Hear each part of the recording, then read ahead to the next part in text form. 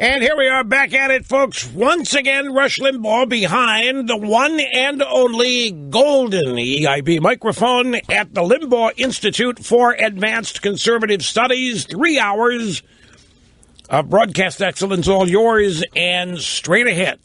The telephone number, if you want to be on the program, is 800-282-2882.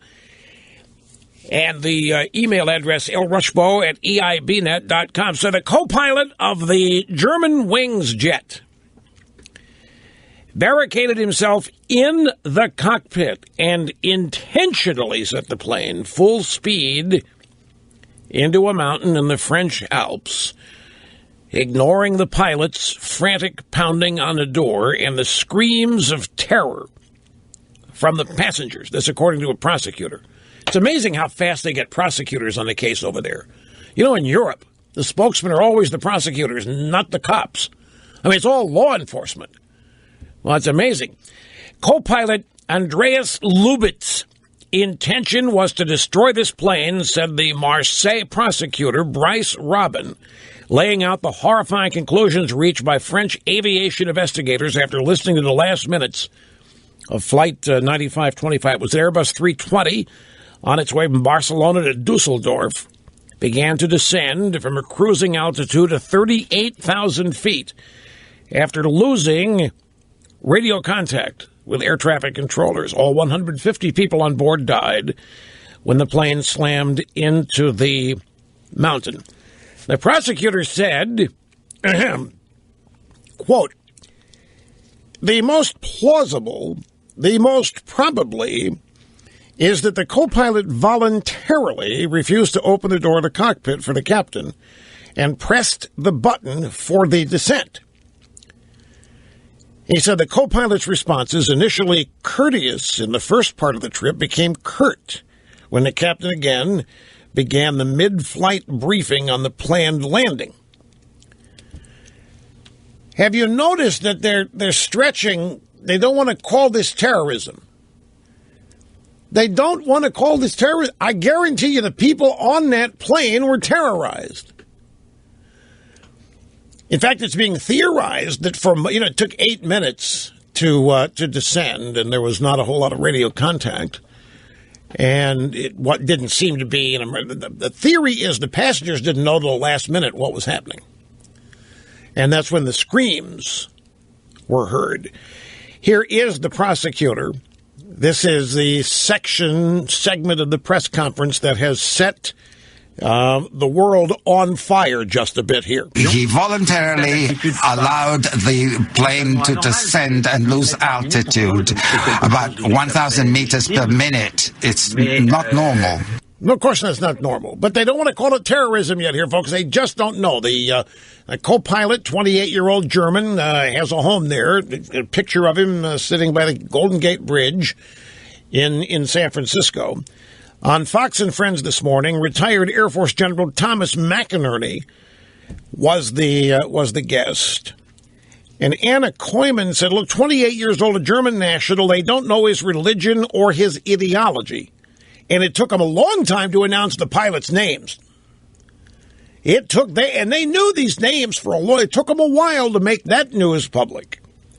But what type of background checks, General McInerney, do pilots have to go through in that part of the world, and also here in the U.S.? What kind of psychological examinations, things like that, before they're hired? They're pretty extensive, and the thing is, but they're very sensitive on religion, and that's why. Because I focus on radical Islam is why I migrate to that, because there's a logic and a rationale that they become suicide bombers. For other people, I would call a violent extremist for whatever his ideology is. You'd have to look into that. But the airlines are pretty extensive on that. And I think we're going to find, as this peels back and we get the facts, the question is, what is the ideology behind the terrorism? And that's what they're going to have to look at very extensively. They're not going to want to tell us. It's obvious they're not going to want to tell us. They're trying to stretch this out or delay this as long as they can. Now, the Facebook page recently deleted of the co-pilot appeared to show a smiling man in a dark brown jacket posing in front of the Golden Gate Bridge in San Francisco, and the page was wiped sometime in the past couple of days. The co-pilot, Lufthansa, said that the co-pilot joined Germanwings in September 2013 right out of flight school. He had flown 630 hours. The captain had more than 6,000 hours of flying time. Been a Germanwings pilot since May of 2014, having previously flown for Lufthansa and Condor. It says here the circumstances of the crash likely to raise questions anew about background checks and this kind of thing. Yeah, they're actually gonna look into background checks a little bit more extensively here. And they're saying, okay, well, maybe the pilot was depressed. Maybe he just wanted to commit suicide. No, folks, you don't commit suicide and take 150 people with you.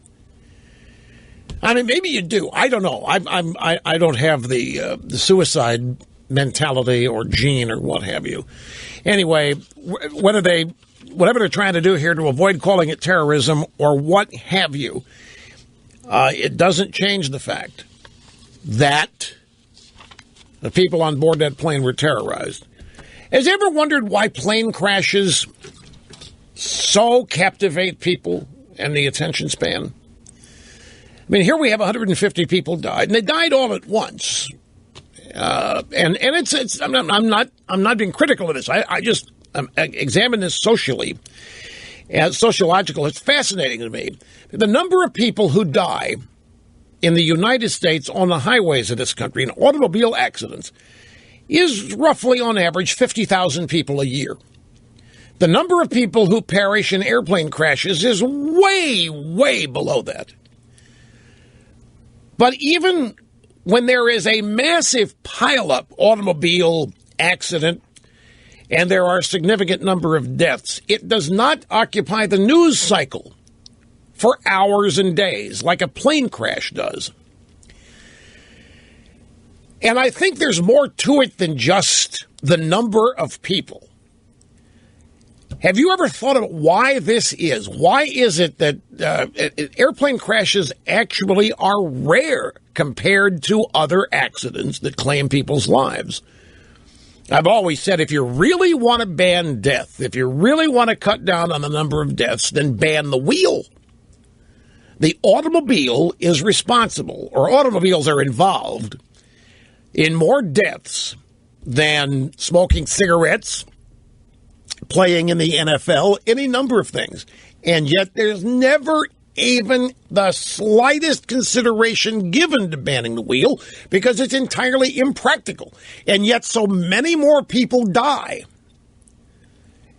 as the result of wheels being used ever since they've been invented.